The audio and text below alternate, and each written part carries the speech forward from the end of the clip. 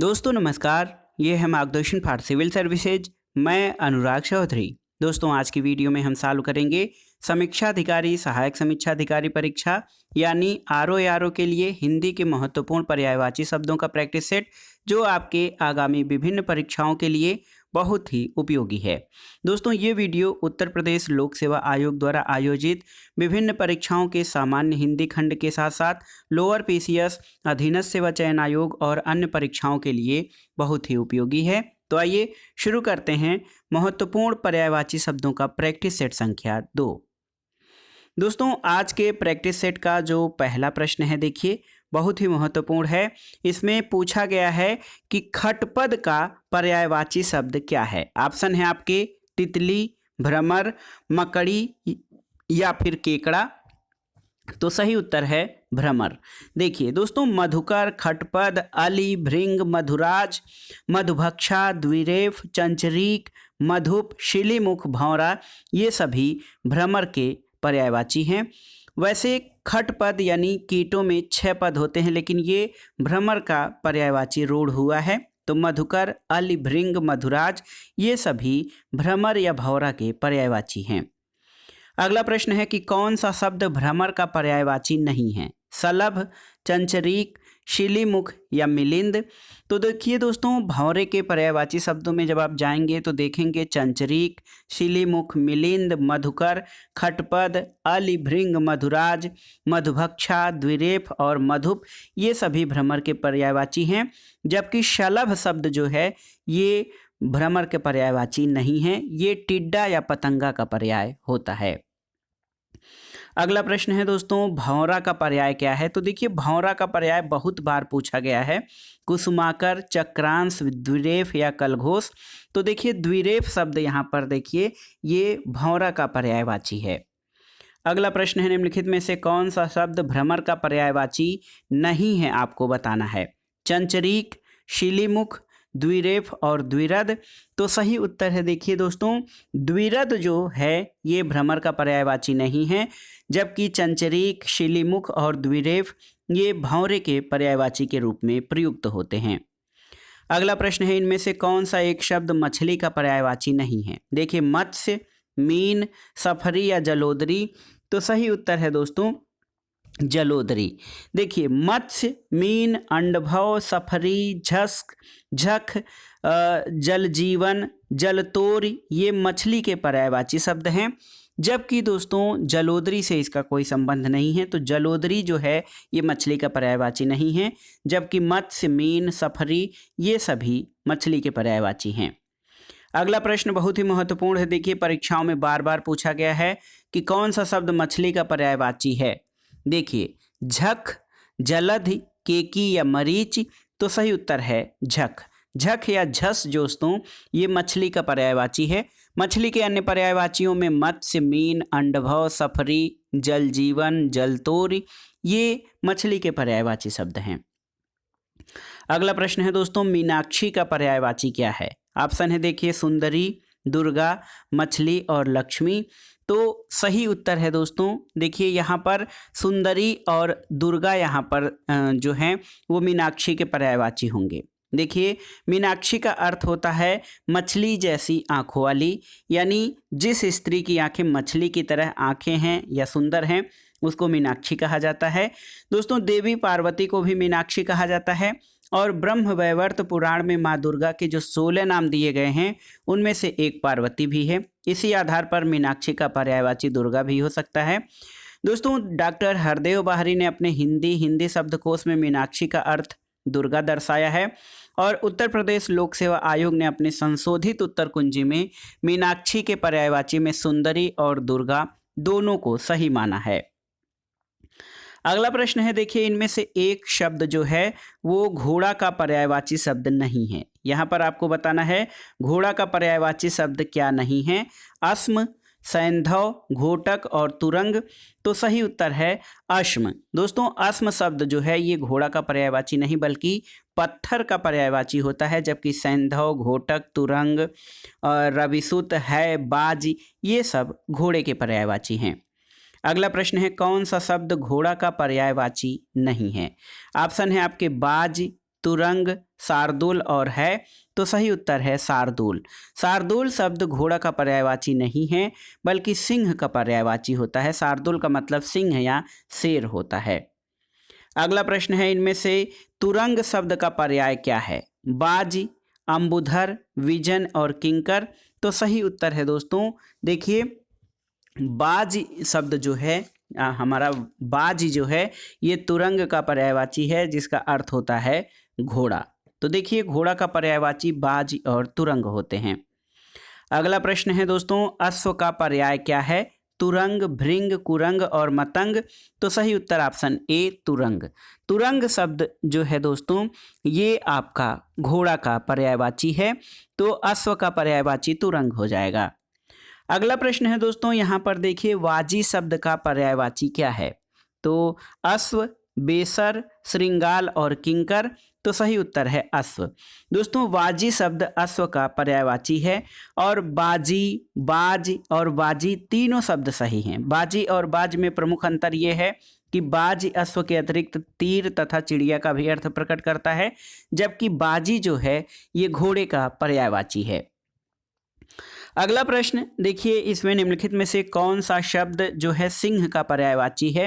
अंतक, मृगांक, पंचानन और सिंधुर, तो सही उत्तर है पंचानन। देखिए दोस्तों पंचानन जो है वो सिंह का पर्यायवाची है और आप अगर जो आगे देखें व्याख्या में तो सिंह के पर्यायवाची में पंचानन, केहर, नाहर, शार्दूल, मृगराज, वनराज, मृगेंद्र और केसरी तथा व्याघ्र आदि आते हैं। अंतक जो है ये यम का पर्यायवाची है, मृगांक चंद्रमा का और सिंधुर जो है वो हाथी का पर्यायवाची शब्द है।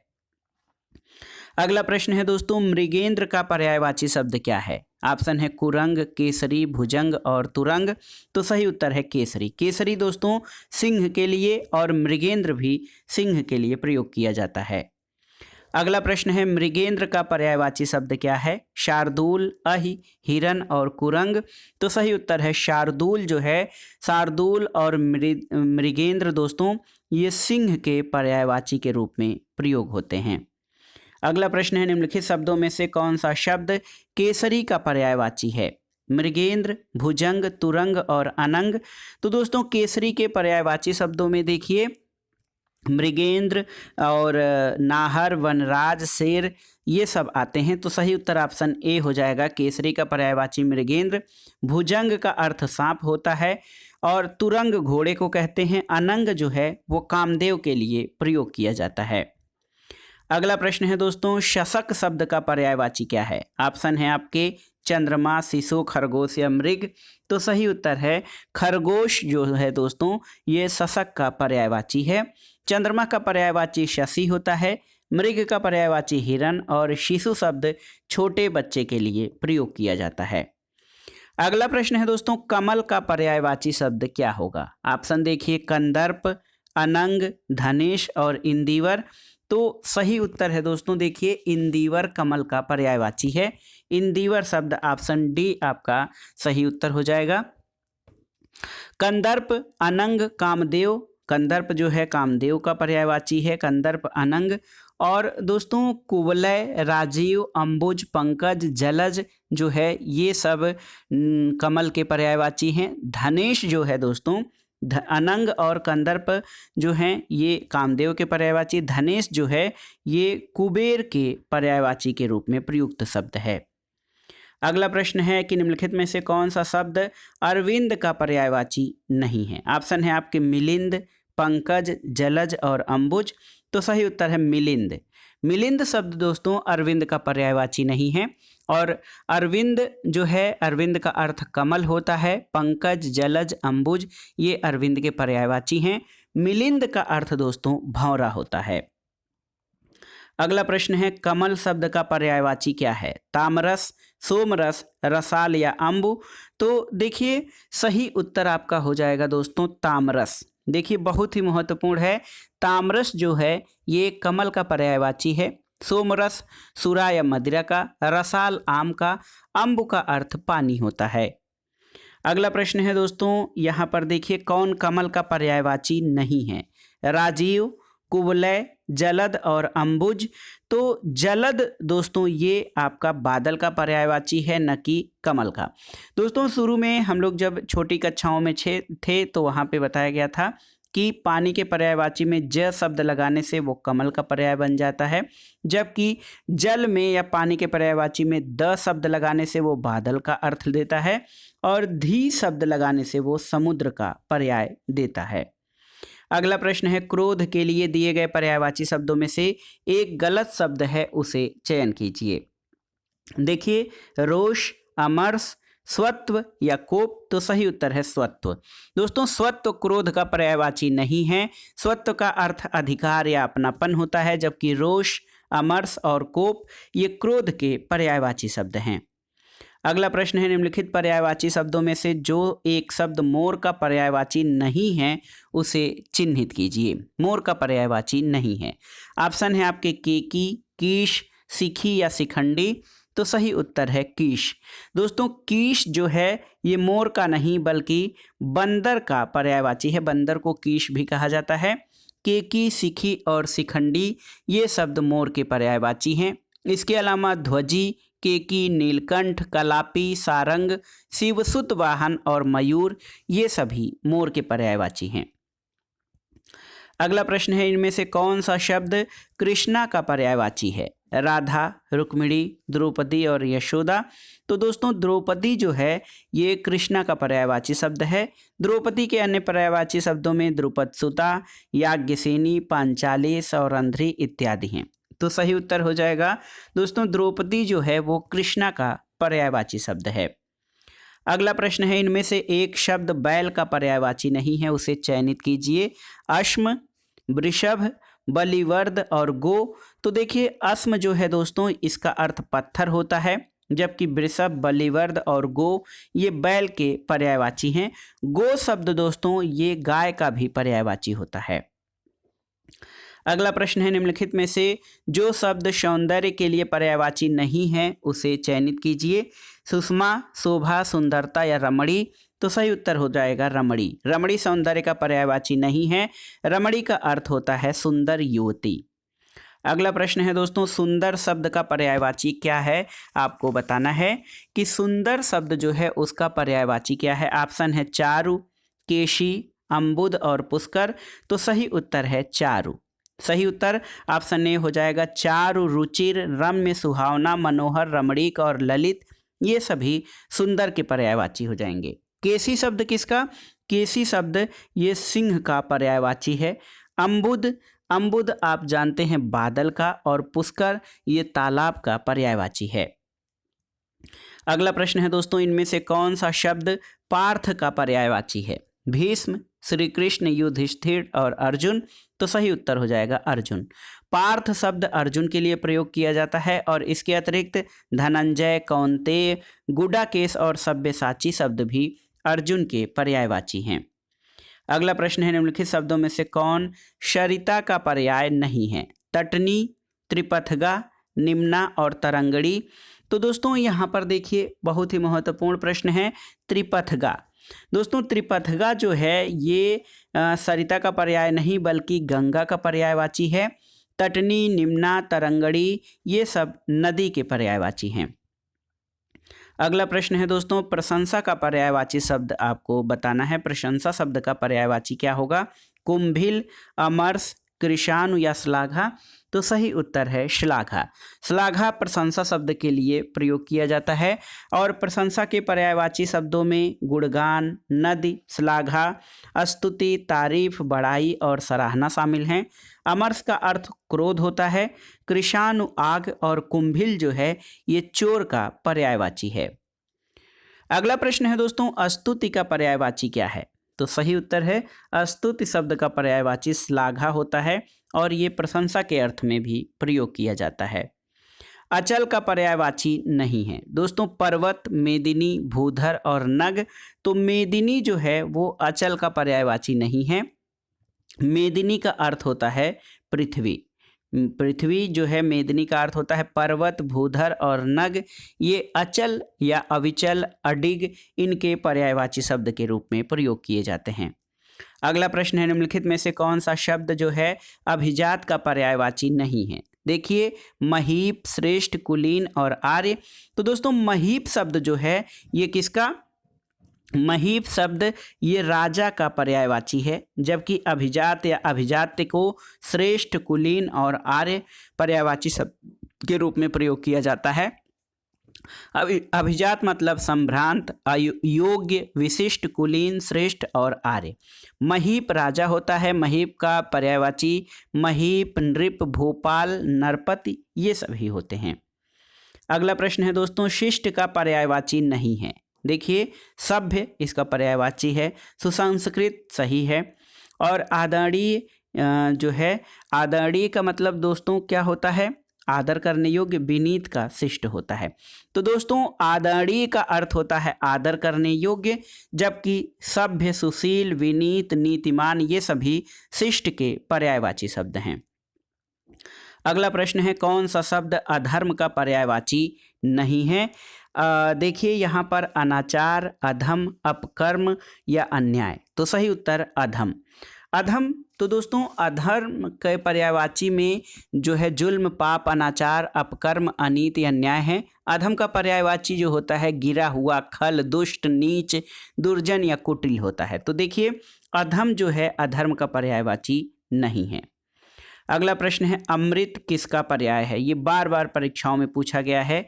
अमी, पयोधि, अर्क या पय। तो सही उत्तर है दोस्तों अमृत जो है वो अमी का पर्यायवाची शब्द है। आइए व्याख्या देखते हैं दोस्तों। अमृत के पर्यायवाची शब्दों में सोम, अमी, अमीय, सुरभोग, जीवनोदक, सुधा, पीयूष हैं। पयोधि आप जानते हैं समुद्र का, अर्क काढ़ा का, और काढ़ा और आग के पौधे के संदर्भ में प्रयुक्त होता है, जबकि पय शब्द ये जल का पर्यायवाची है। अगला प्रश्न है दोस्तों, निम्नलिखित में से आकाश का पर्यायवाची नहीं है। आकाश का पर्यायवाची नहीं है नभ, अभ्र, दिव और विप्र।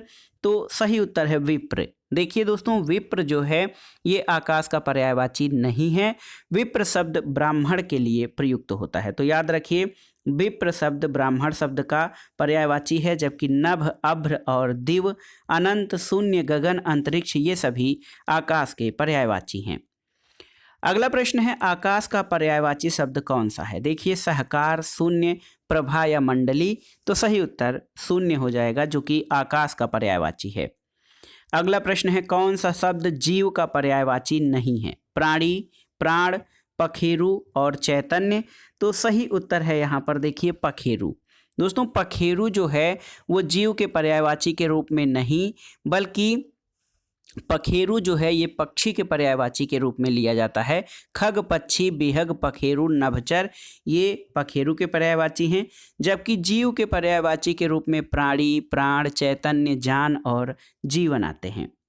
अगला प्रश्न है, निम्नलिखित में से कौन सा शब्द दिनांक का पर्यायवाची नहीं है? देखिए तारीख, अंक, तिथि और मिति। तो सही उत्तर है अंक। दोस्तों दिनांक के पर्यायवाची तारीख, तिथि, मिति आदि हैं, जबकि अंक शब्द पर्यायवाची नहीं है। अंक शब्द संख्या, गोद, भाग्य, चिन्ह आदि के संदर्भ में प्रयोग किया जाता है। अगला प्रश्न बार बार परीक्षाओं में आया है। देखिए कामदेव का पर्यायवाची क्या है? मोहन, मदन, सोम और सचीपति। तो सही उत्तर है मदन। दोस्तों कामदेव के पर्यायवाची में देखिए अनंग, पंचसर, मकरध्वज, केतन, मनोभव, मयन, मदन, मनसिज, प्रद्युम्न, कुसुम्बाण, कुसुमसर, मनोज, रतिपति, रतिनाथ, मनमथ, कंदर्प, कामग, मार, अस्मर और पुष्पधनवा ये सभी दोस्तों कामदेव के पर्यायवाची हैं। मोहन कृष्ण का पर्यायवाची है, सोम अमृत का और शचीपति इंद्र के पर्यायवाची के रूप में प्रयोग किया जाता है। अगला प्रश्न है, कामदेव का पर्यायवाची कौन सा नहीं है? देखिए रतिनाथ, कामपाल, कामग और अनंग। तो कामपाल दोस्तों ये जो है कामदेव के पर्यायवाची नहीं, जबकि रतिनाथ, कामग और अनंग ये कामदेव के पर्यायवाची के रूप में प्रयोग किए जाते हैं। अगला प्रश्न है, कौन सा शब्द बिजली का पर्यायवाची है? सरवरी, तनया, रमणी या दामिनी? तो सही उत्तर है दामिनी। ऑप्शन डी आपका सही उत्तर हो जाएगा। दामिनी जो है वो बिजली के पर्यायवाची के रूप में प्रयोग किया जाता है।